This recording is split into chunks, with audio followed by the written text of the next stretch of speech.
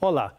Na segunda aula do nosso curso, nós vamos trazer para vocês uma série de depoimentos, são 3 depoimentos feitos por especialistas em educação especial e inclusão, que vão tratar basicamente de um breve histórico, de uma introdução à política nacional de educação especial e vão procurar sinalizar, enfim, ver quais foram os avanços e ver quais são os desafios que essa política ainda tem.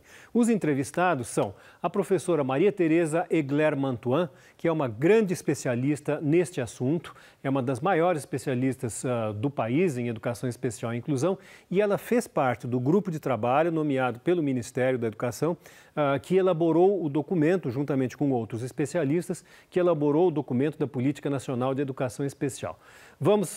Vai aparecer também o depoimento do professor Marcos Mazzotta, da Faculdade de Educação da USP, que também é um grande especialista de muitos e muitos anos, ele vem trabalhando nessa matéria. Ele tem trabalhos muito interessantes a respeito da história da educação especial no Brasil e muitas outras coisas. E, finalmente, pelo professor Ulisses Araújo, que também é um especialista neste tema, que trabalha na Universidade de São Paulo, na USP Leste, coordena vários núcleos de pesquisa na USP Leste e que coordena os cursos de especialização sobre ética e cidadania numa parceria existente entre a USP e a Univesp. Bem, os temas tratados por esses especialistas ao longo desses depoimentos serão educação inclusiva para todos. Vão trazer um breve histórico, o programa em si, ele apresenta a vocês um breve histórico e faz uma descrição sumária do documento da Política Nacional de Educação Especial. Vamos falar de evolução das matrículas, fala-se da questão da educação pública sob responsabilidade do Estado e a noção de igualdade. Isto é um marco referencial, um marco conceitual e histórico extremamente importante.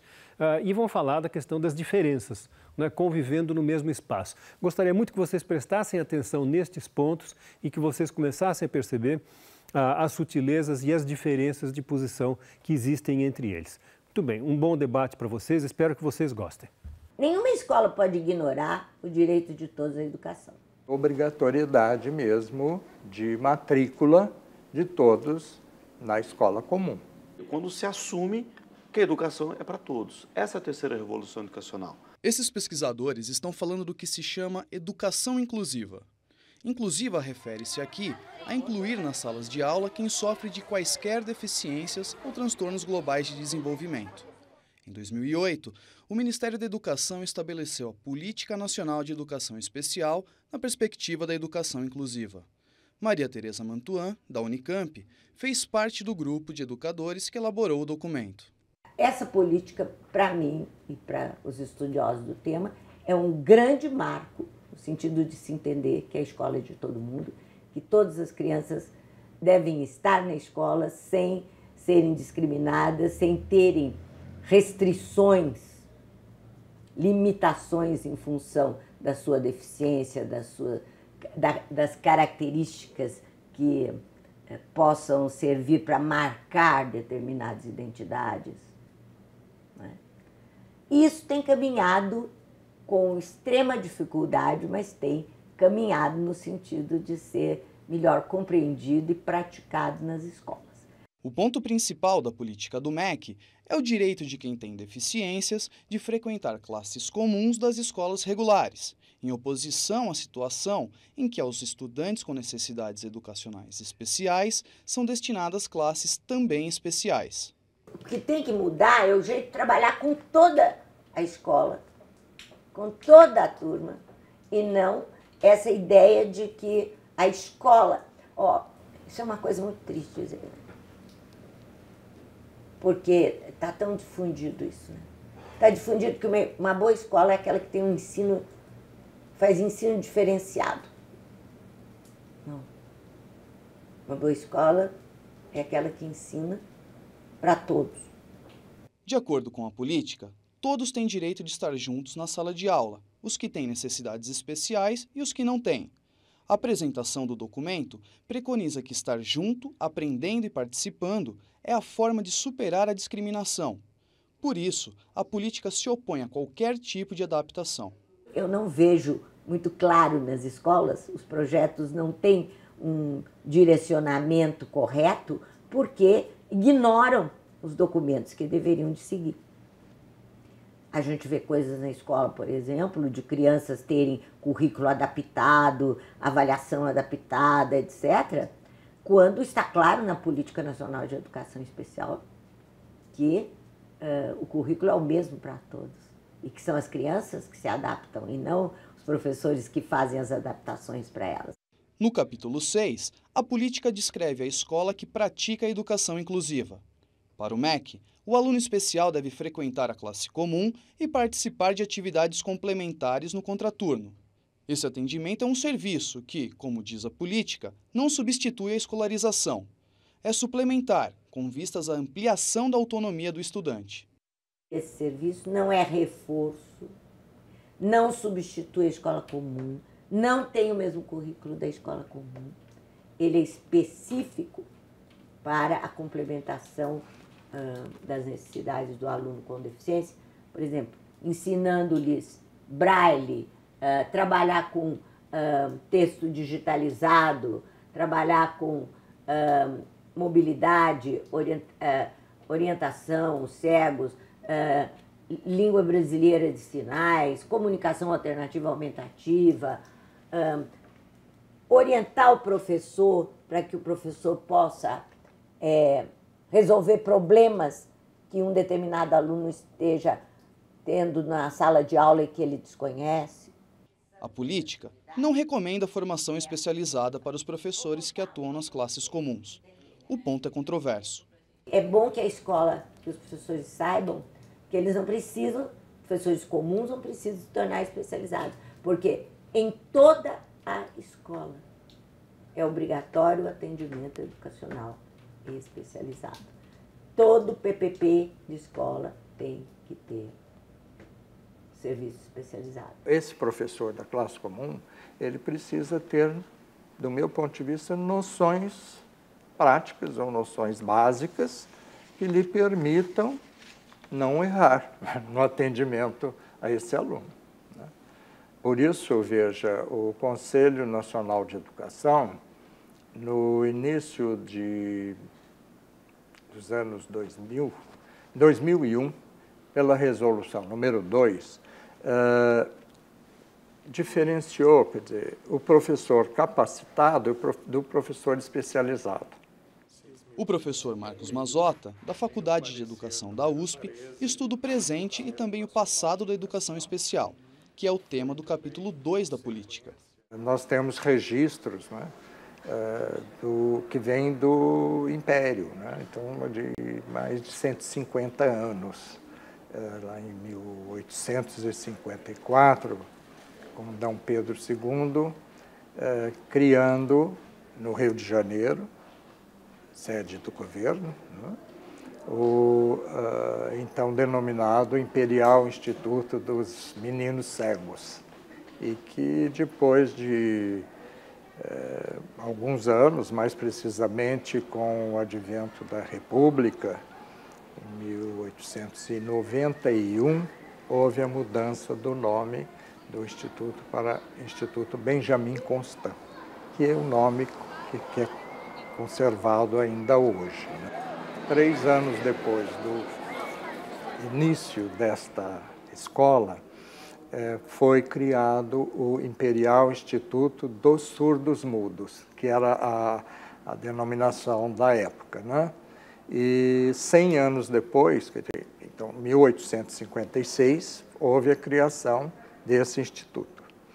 100 anos depois, 1956, ele muda de nome para Instituto Nacional de Educação de Surdos, com a sigla INES, que hoje é bem conhecida. Segundo a política, a Lei de Diretrizes e Bases de 1961, pela primeira vez preconizou o direito dos excepcionais à educação, de preferência dentro do sistema regular de ensino. Essa foi a tônica da legislação e das políticas até a virada do século. 40 anos depois, em 2001, o Plano Nacional de Educação estabelece em seus objetivos e metas a educação dos estudantes com necessidades especiais em classes comuns. O Plano Nacional segue a Convenção da Guatemala, de 1999, e a Declaração de Salamanca, de 1994, os marcos internacionais para a educação inclusiva. Parece que a inclusão começou depois da Declaração de Salamanca na Espanha, em 1994. Que, do meu ponto de vista, que estou aí há mais de 40 anos trabalhando, acreditando na inclusão desses alunos na escola comum, porque sempre trabalhei em escola comum, né, ainda que em classe especial também, na escola comum. Mas eu sinalizo aí como elemento importante a informação legal que veio logo após a promulgação da Constituição de 88, né, que já lá determinava, né, no artigo 208, o atendimento educacional especializado aos portadores de deficiências, né? E no ano seguinte, em 1989, nós tivemos a aprovação da Lei 7.853, que, dentre outras importantes disposições, determinou a obrigatoriedade de matrícula de alunos com deficiências em estabelecimentos públicos ou particulares oficiais. A política também apresenta o diagnóstico da situação até 2006. O censo escolar daquele ano mostrava o aumento do ritmo da matrícula de crianças especiais nas classes comuns a partir de 2002. O ritmo do atendimento pela rede pública também aumentava, já a partir de 2001. Mas só em 2008, o atendimento na classe comum ultrapassou o atendimento na classe especial, como mostram os dados do Censo Escolar de 2009. Naquele ano, 639 mil pessoas especiais frequentavam a escola, 1,2% do total de matriculados na educação básica. Desses, 387 mil estavam em classes comuns, 61% do total. Há um longo caminho a percorrer, o que a política reconhece em sua apresentação. O coordenador do curso Ética, Valores e Saúde na Escola, do programa Univesp, classifica a inclusão plena dos alunos especiais como a terceira revolução educacional. Quem criou o termo foi o espanhol José Esteve. Ele começa mostrando rapidamente que a primeira revolução educacional aconteceu na época dos faraós, quando no Egito Antigo se criam as primeiras casas de instrução. Logicamente, nós estamos falando da formação dos escribas, da aristocracia daquela época, vamos dizer assim, e que, portanto, você cria um espaço educativo para instruir uma determinada elite religiosa, principalmente, e da nobreza daquela cultura, e é esse movimento que se estende, vamos dizer assim, até em torno do século XVII, o século XVIII. O Esteve vai localizar em 1787, claro, nós estamos falando de processo histórico, né? Então não é uma coisa que tem um marco, você tem várias coisas acontecendo na Europa no século XVII, no século XVIII, que culmina, de acordo com José Esteve, com um decreto do rei Frederico Guilherme II da Prússia, 1787, onde ele torna a educação pública e sob responsabilidade do Estado. Então, a importância desse marco, de acordo com o Esteve, é a primeira nação que declara que a educação deve ser pública. Até então, uma característica dessa primeira revolução educacional era, por exemplo, ela está muito sob a responsabilidade da religião. E aqui não, aqui o Estado, ele estabelece que é responsabilidade dele e que, portanto, deve ser pública essa educação. Claro que nós estamos falando de época de Revolução Francesa, um monte de outros movimentos na Inglaterra, na França, Alemanha e outros países que vão, o quê? Culminar com essa ideia de igualdade. Que a Revolução Francesa, fazendo um paralelo com isso daqui. Um dos pilares da Revolução Francesa é a igualdade. Igualdade entre todas as pessoas. E isso, de uma certa forma, puxa ao surgimento do que vai ser chamada a terceira revolução educacional. O que a terceira revolução educacional traz é todas as diferenças, não é só a diferença de gênero ou racial, é a diferença ideológica, diferença psicológica, diferença econômica, diferença de todos os níveis para dentro do mesmo espaço que é a sala de aula. E aí nós temos um impasse, hoje, atual. Quer dizer, esse professor que continua sendo formado nas universidades e reproduz isso nas escolas, ele continua lidando como se a população desse for a população homogênea da segunda revolução educacional do século XIX. E isso não tem o menor sentido hoje em dia, porque a sala de aula hoje está repleta de todas as diferenças. A política enfatiza o que os pesquisadores afirmam. A efetivação das diretrizes de 2008 depende de mudança estrutural e cultural da escola. Como é que a escola deveria de ser? A escola deveria de ser esse lugar onde se conta um fato, onde se explora esse fato, mas onde se libera o aluno para se manifestar a respeito desse fato, das mais diferentes maneiras, segundo a capacidade dele, segundo as ideias dele, segundo as experiências dele, segundo os sentimentos dele, segundo o momento, a situação, sei lá, em que a coisa se apresenta, onde ele pode, interagindo com outros colegas, ter justamente a possibilidade de debater essas ideias. Então, nesse sentido, provavelmente, qualquer que seja o método, a técnica ou o modelo que vai ser desenvolvido, o aluno vai passar a ser o centro e vai mudar o papel do professor, que deixa de ser o detentor do conhecimento, o que ensina, e ele vai passar a ser, não interessa o termo para mim, um mediador do processo. Ele vai ser aquele que vai ajudar o aluno a ir atrás do conhecimento, a buscar essa informação, e muitas vezes isso vai acontecer de forma individualizada, dentro de uma mesma sala de aula, ou o que eu prefiro, em grupos, mas em grupos menores, heterogêneos, onde o aluno vai buscar, aquele grupo de alunos vai desenvolver um projeto dentro da sala de aula que é complementar ao que um outro grupo de alunos está desenvolvendo.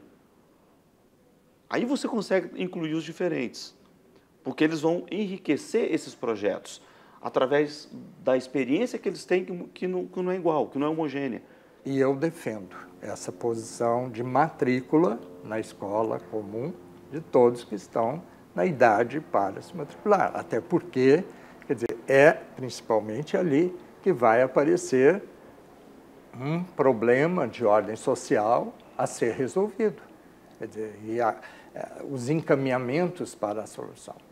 O professor precisa se formar. Eu não gosto dessa conversa que muitas vezes aparece por aí, que o professor precisa ser formado, certo? Porque, né, então, de novo, ele continua um papel passivo, esperando que alguém o forme. Não. Ele precisa se formar. Isso leva tempo. Se forma na ação. Então, ele não vai aprender como lida com a diversidade na teoria, fazendo curso de pedagogia ou fazendo curso de formação de professores. Ele é na ação, é ele com a criança deficiente em sala de aula, que ele vai poder entender como que isso pode acontecer. Ele vai ter que buscar estratégias, ele vai ter que buscar ajuda para ver como que ele lida com aquilo.